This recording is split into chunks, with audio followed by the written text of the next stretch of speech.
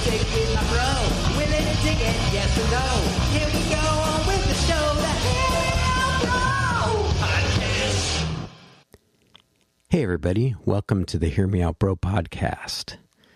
I'm flying solo today. Sorry, we've kind of taken the whole month of May off with being really busy with traveling, and Clark started a new job that's kept him pretty slammed, but we hope to be back soon. But in the meantime, I thought I'd jump on for a quick episode to cover and talk about the life and times of Rick Derringer. We lost him on the 26th, and if you listen to our podcast, you know that we really dig Rick Derringer around here. So I'm going to give a little rundown of our playlist. It's going to be a little different this week. I'll give a rundown of our playlist, and we won't have breaks because I think there's 36 songs on the playlist. And so I would just encourage you to check out the episode here, learn a little bit about Rick Derringer, and then hop over and just listen to the playlist through so you can kind of get the gamut of what Rick Derringer is about. And I encourage doing some more deep diving on your own because there's a lot there. And especially if you're a guitar player, he was one of a kind and a great player. So he'll be missed. All the usuals. You can find our episodes and playlists on YouTube at HMOBP. You can find us wherever you listen to podcasts. And if you want to email us, you can reach out to us at hearmeoutbropodcast@gmail.com. If you have any Rick Derringer stories or memories, send us a note and we'll share it on the show. So without further ado, I'm just going to kind of run through the playlist here, and then we'll also drop in some excerpts from our episode 14, our Mount Rushmore of guitar players.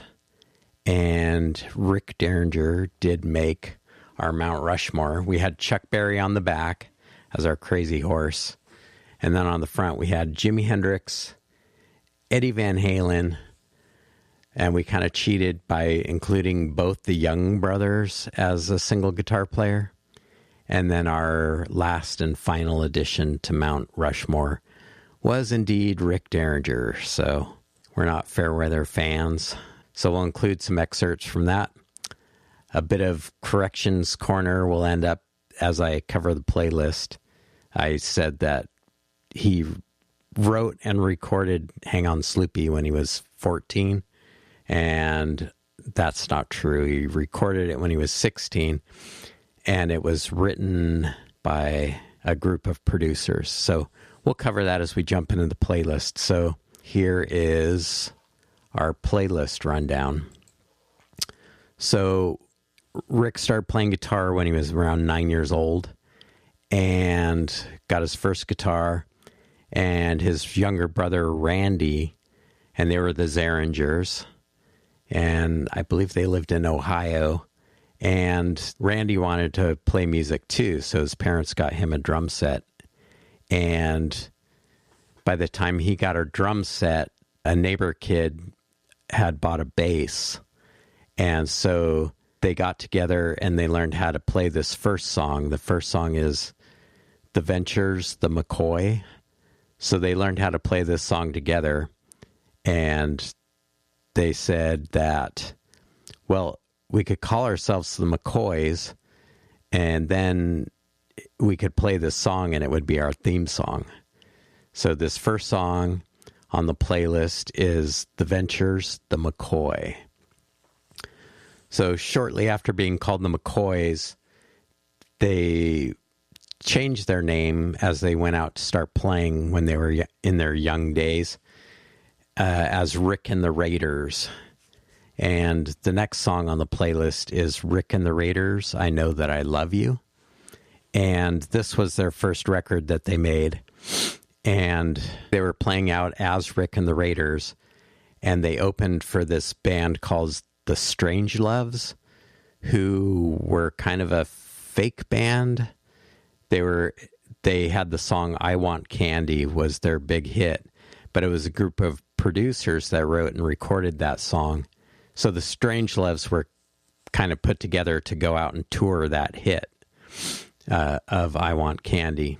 And so Rick and the Raiders opened for the Strangeloves, and at that concert, the producers who actually recorded I Want Candy, they were there and they saw Rick and the Raiders and thought, oh, well, this is like a young band. We have this other song, My Girl Sloopy, that we would like to find a group of young guys, that are kind of like the Beatles or something that can record that song so it'll be a hit.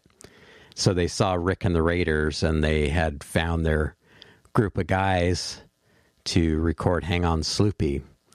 So this next song is, and it was when Rick was 16 years old that they recorded Hang On Sloopy. So he's 14 when they recorded the Rick and the Raiders song.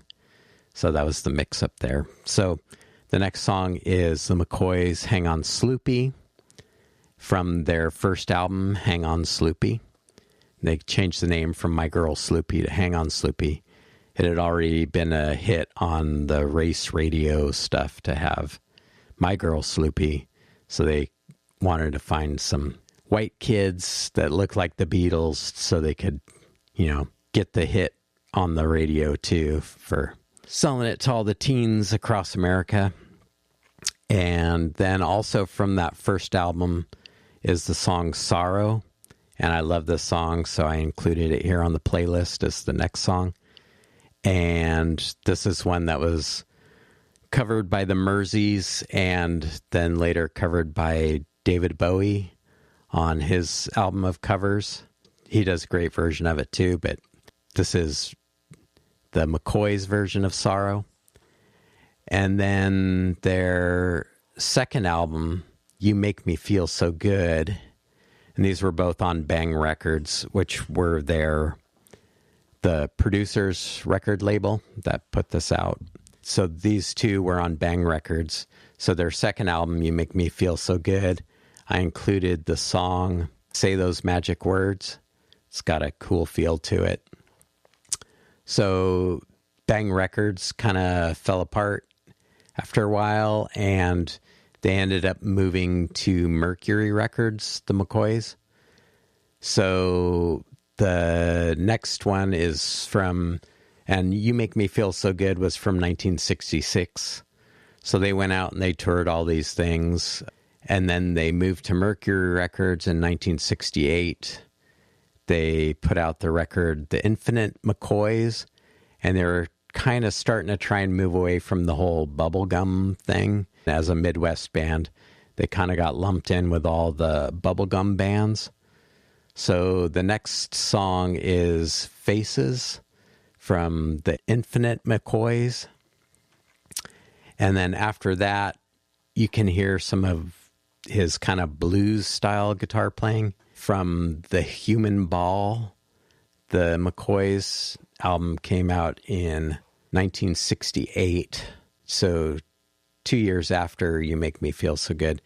Infinite McCoys came out in 68, and then in 69, The Human Ball came out. So those two songs are from that.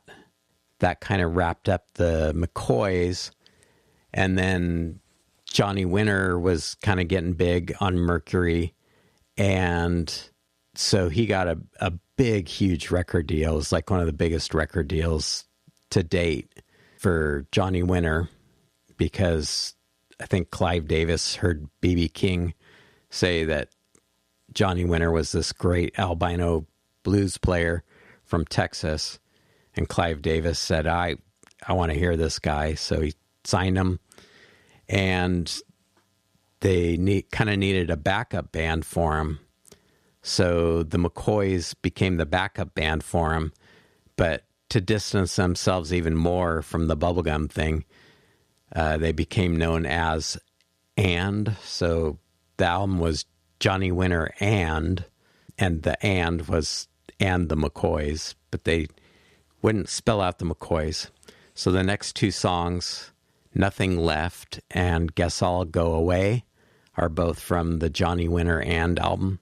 That whole album is amazing. We'll probably cover it when we cover Johnny Winter finally, but included 2 songs off that worth checking out. We covered Johnny Winter a lot on our Woodstock episode as well. So then around that time, Rick Derringer set off on a solo career. So his first solo album was All American Boy, and I included the song Jump, Jump, Jump, which shows kind of his more sensitive side of, writing heartfelt ballads. And it's a great song, great album. And I believe that was 1973 when All American Boy came out. And then in 1975, Spring Fever came out. And I included Still Alive and Well off that, which Edgar Winter also recorded when he played with Rick Derringer on White Trash, Roadwork, the live album. They have a version of Still Alive and Well, and also Johnny Winter recorded Still Alive and Well version, but the song was written by Rick Derringer. So he played with Johnny Winter. Johnny Winter checked himself into the hospital for rehab because of drug problems. So Rick Derringer went and played with Edgar Winter in the White Trash band. And then he also produced They Only Come Out at Night, which included the hit song of Frankenstein. So Ronnie Montrose played on that album, but Rick Derringer was the producer for that album. Then he also started doing studio work around this time. So he played on Showbiz Kids, on Steely Dan, Countdown to Ecstasy, and he played on Chain Lightning off Katie Lied. He played on the song My Rival off of Gaucho. He also played on Donald Fagen's The Night Fly, his solo album that came out in 1983. But before that, he started the band Derringer, which had a lot of people that we've talked about. Great band, as you'll hear in the excerpts. So from the first Derringer album, I've included You Can Have Me, which shows kind of his kind of Americana, like honky-tonk rock and roll side. And also Loosen Up Your Grip, which probably has his favorite guitar solo of mine on there. Really interesting, unique playing, great playing. So the first Derringer album, it came out on Blue Sky, which was the Johnny Winter's album label, and that came out in 1976. So those 2 songs are off of there. And then in 1977, the album Sweet Evil came out. And so I've included Sitting by the Pool and Driving Sideways off of Sweet Evil. Also in 1977, Derringer Live came out. And so I've included Sailor, the live version of Sailor off of Derringer Live. Great live album. And then in 78, If I Weren't So Romantic, I'd Shoot You came out. And so I included the title track off of that. That was kind of the end of Derringer, the band Derringer. And so then he went back to making solo albums. So after he left off with Spring Fever in 79, he came out with Guitars and Women. And from that album, I included the songs Guitars and Women and It Must Be Love. And then in 1980, he came out with the album Face to Face, and I included another kind of big sensitive ballad kind of thing called Big City Loneliness from that album. And then he started doing a lot of studio work, playing with other people. I think he lived in New York and started doing a lot of jingles type work. And then also playing on kind of big hit songs for different people. He played with Barbra Streisand, a bunch of other people, but probably the 2 biggest hits he played on that time were Air Supply's Making Love Out of Nothing at All. And he says that was one of his favorite guitar solos that he ever played.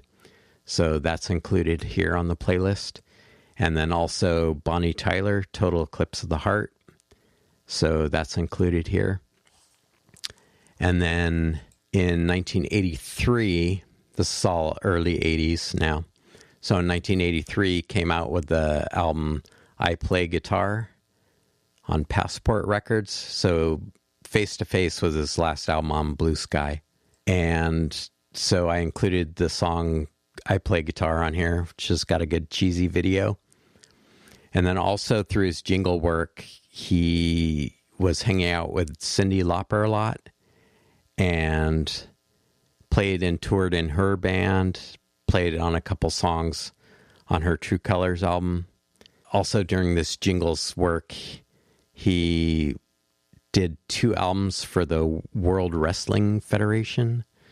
So WWE won their first album. He included Real American here, which was Hulk Hogan's theme song. And then on the second WWE or WWF album, it was the Demolition theme. So that's included here. And then he started producing all of Weird Al Yankovic's albums and playing on them also. So I included Eat It here, and that's Rick playing the solo on there. Then as part of the jingle work, the next song is a real curious one to include on there. It's Rick Derringer, Where's the Captain? And it was part of a Captain Crunch Bunch promotion. So that video is kind of fun. After that, he had a couple more solo albums, but then kind of in the 90s, he's really started doing these great albums for Blues Bureau International and Roadrunner Records. He started doing these blues albums, which are phenomenal. I mean, great tone, great playing.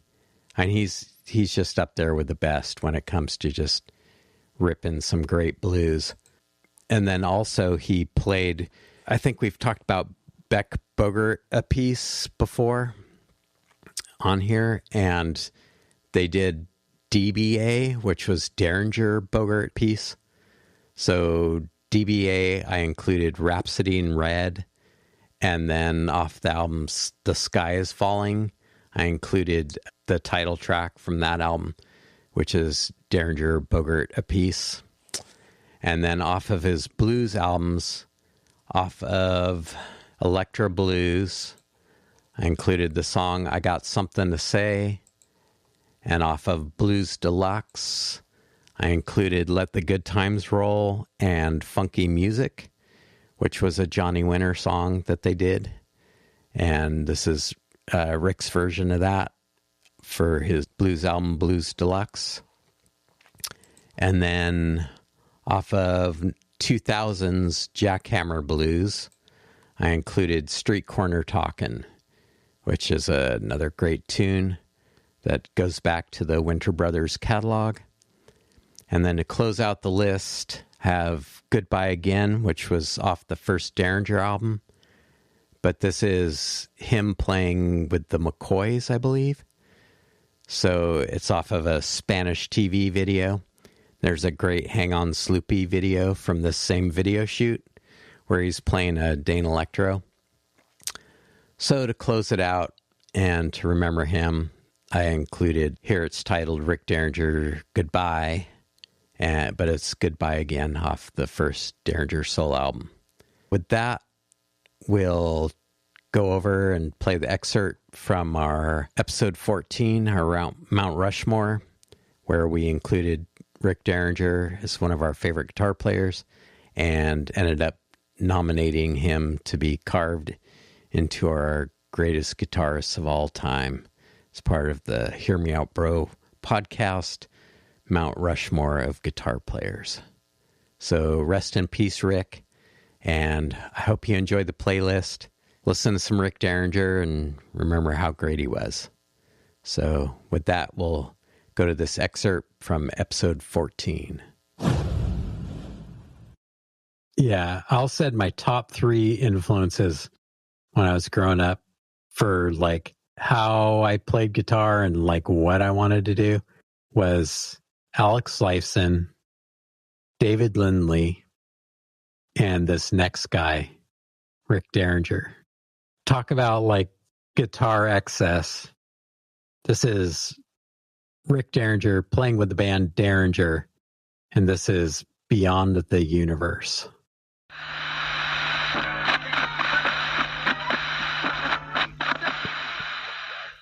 How's that for some guitar excess?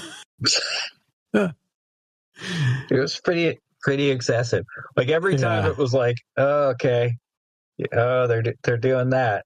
They do something a little different. So yeah, I have to hand them that. Just totally hamming it up on stage. Yeah. If you look at our Facebook page, the HMOB, like the backdrop banner is those 2 guys. It's Rick Derringer and Danny Johnson. And another shtick that they used to do, they had a wireless battery pack or wireless guitar pack things. Yeah. They like, if you look at the picture on our Facebook page, they're throwing their guitars to each other across the stage. It's like, yeah, like nice old Les Paul and like a BC Rich. And they're just like flinging them across the stage like it's an Easter egg toss or something. Yeah. Yeah, that was Kenny Aronson on bass that we've talked about in the past that played in Dust. Great bass player. Vinny Appice was the drummer for Derringer, but for some reason in this video, I think that's Steve Smith that played with Gamma and then ended up in Journey. Great drumming, but like if you listen to the album version of the song, Vinny Appice, I always want to say Appice, but it's Appice. It's the first time I heard anybody do, like usually when people do a drum fill, they go do do do do, they go down in pitch. It's the first time I heard somebody like go up in pitch was during the Derringer live version of the song. And one of the greatest rock and roll lessons I ever received was seeing Rick Derringer live. Yep. And it was a rainy night. I don't know how we even found out about it, that he was playing, because it was not promoted at all. I think maybe like my friend Doyle knew somebody at the radio station or something that said, oh, Rick Derringer's coming to town. You guys got to go see him. So it was me, Mike Gutch, and Doyle Bramall. And we went to the River Theater. There was a guy and his girlfriend, like they're on a date or something. They were sitting at a table eating or something. I didn't even know they served food at the River Theater. They were like sitting at a table. No opening band or anything. Rick Derringer with a drummer and a bass player. They come out and they just proceed to like burn the place down. And after a couple songs, like the guy's girlfriend was like not into it. So they left. They're too loud. Yeah. So is me, Mike, and Doyle standing at Rick Derringer's feet. 3 guys in the audience, 3 guys on stage. And he was running around like he's running around in this video. Right. And doing all the extended guitar solos. And he was playing like he was doing a concert at Madison Square Garden. Right. There's only like 3 dudes there. And he's talking to us between the songs. And he played a bunch of songs. I think he would play these songs in a set, but I don't know if he always played them. But like he played, because, okay, here's the rundown on Rick Derringer. He started out, he wrote Hang On Sloopy when he was 14. So he played in the McCoys, and he had a hit with Hang On Sloopy and Fever. And he played those songs, or he played Hang On Sloopy for sure. I think he might have gone into Fever also when we saw him. And he played like he was playing to a million people, running around, sweating his ass off. That's so awesome. Just ripping, it's like I learned so much about like performing that night. It's like, it doesn't matter. It's like you play it because you love it and you have fun. Yeah. Yeah. So he was in the McCoys, and then the McCoys became Johnny Winter's backup band. So the album was Johnny Winter and it was just but the and was the McCoys as his backup band. He played with Edgar Winter, played with Johnny and Edgar Winter, played with Steely Dan, played with Cyndi Lauper for a long time. Nice. And he played on and produced pretty much every Weird Al Yankovic album. And he played Making Love Out of Nothing at All by Air Supply. So if you ever hear the guitar solo on that, that's Rick Derringer too. Sweet. And he also played on Bonnie Tyler's Total Eclipse of the Heart. Oh, yeah. So he's like, and he also played on Hulk Hogan's Real American. Okay. So like Rick Derringer's like this rocked out dude, rock and roll hoochie coo. But, like the McCoys were cool. A lot of people don't know he played on a lot of that Cyndi Lauper stuff and was in her touring band and everything. He's produced a lot of albums for people. He produced the Frankenstein album. That was Ronnie Montrose playing guitar on Edgar Winter's Frankenstein. But Rick Derringer produced that. He played bass with those guys sometimes. Yeah, he's played with all kinds of people, and he can play all kinds of stuff. He's written cool songs. Just, yeah. Rick Derringer's great. Underappreciated. Nice. He put out a bunch of blues albums, like in the 90s, that are incredible. Just straight, like blues. Like, it's rock, guitar, blues. But it's like as good as anybody that's done that kind of stuff. He did it. So like, yeah, check out all those Rick Derringer's blues albums from the 90s. They're just, if you're in a blues rock kind of mood, they're all really good. Can't say enough good things about Rick Derringer. Just a cool dude. Nice. I don't know if you're going to leave the tangent in there, but like he and his band playing when there's 5 and then 3 people in the audience at a tiny theater. Yeah, I've seen so many rad shows like on a Monday night, and there's like a handful of people there, and it's like the band still brings it, still delivers. Yeah. It's like, okay, you guys are pros. Like, yeah, well, because me and Mike, like, we listened to that Derringer, the first album. Actually, we listened to all his albums. He was like our hero, and so like that was the only time we ever got to see him. Mm-hmm. And he did not disappoint. I could imagine some prima donna just being like, "Oh man, forget it. I'm out of here." He was our hero, and after that night, he was even more our hero. That's awesome. So our four faces on Mount Rushmore, which are 5, because we're terrible people. Mm-hmm. 4th face out of the 5, Rick Derringer. He's got the long storied career, and then it's like your personal story of him and his band bringing the house down when there's just as many people off the stage as on the stage. That's legendary status, man. Yeah, but over Jeff Beck or Tony Iommi? I mean, I don't disagree, but that's like too much in my opinion. But that's pretty epic. Come on, let's put him up there.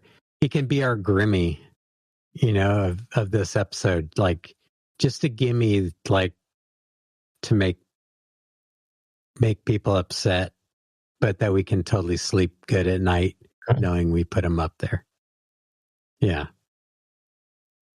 If people wonder why we put him up there, listen to the episode. There you go. And listen to more Rick Derringer. Absolutely. Okay. That's our Rushmore? I think so. The Youngs, Jimmy, Eddie, Rick. So there you have it. Rick Derringer on our episode 14, Mount Rushmore. So rest in peace, Rick. Great guitar player, great person, funny guy, good human being, all around nice guy. So we'll be back next week with episode 39. We're going to be traveling to Poland and listening to some Polish bands. So tune in then. And in the meantime, have a great week. And we'll check in with you later. Bye. Checking out music with my bro. Willing to dig it, yes or no? Here we go on with the show, the Hear Me Out Bro Podcast. I started playing music when I was 9. When I was 9 years old, and the first time I played was about 3 weeks after I had a guitar. I played professionally. We passed the hat. We call it passing the hat around. People put money in the hat then for the little kids. And yeah. So when I was 9, I passed the hat and made $43. I can remember I made $43, and I was so excited I thought I was rich. And today, if someone gave me $43, I'd probably go, "Wow, thanks for the $43." So I really was rich in those days. And then it wasn't long after that, probably when I was about 13 or 14. My brother started playing with me, and we talked a neighbor into playing bass. And at that time, we changed our name to the McCoys because there was a Ventures record. I think the Ventures are very popular here still. The Ventures had a record out called The McCoy. And it was so easy to learn that it was the first song we taught the bass player how to play. So we had a bass player and a drummer and a guitarist, and we played our first song called The McCoy, and we were so excited. We said, "This is great. If we call ourselves the McCoys, then we will also have a theme song." So we became the McCoys. This was in 1965, right in the middle of Beatlemania. So we were 4 young guys with Beatle haircuts, and to have the #1 song all over the world in the middle of Beatlemania means everyone was screaming and pulling our clothes and trying to cut our hair, and it was most exciting. I see. Well, what about you? Johnny and I started playing together as brothers. I played ukulele. We sang Everly Brothers songs. I was about 8 or 9 at that time. And we started playing professionally in public when I was about 11. Clubs, after the football game, school dances, that kind of thing.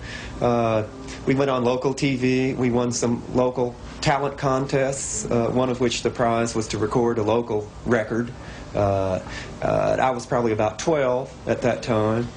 And Johnny took up the guitar. I then switched over to keyboards. My mother plays classical piano, and my father played banjo. He had a barbershop quartet. He played alto saxophone. When I was about 15, I took up the sax, which became really probably my main instrument. And I became very interested in jazz. People like Cannonball Adderley and John Coltrane, Charlie Parker. And I kind of got out of rock for a time there. I was about 15 to 17. Then Johnny and I started playing together again with rock, rhythm and blues oriented bands. We did Southern Circuit club tours. By that time, I had decided that music was going to be my profession. So immediately after getting out of high school, we went on the road. Johnny then subsequently was discovered. He went to New York. I followed to New York, was introduced to his manager, got my own recording contract, and met Rick.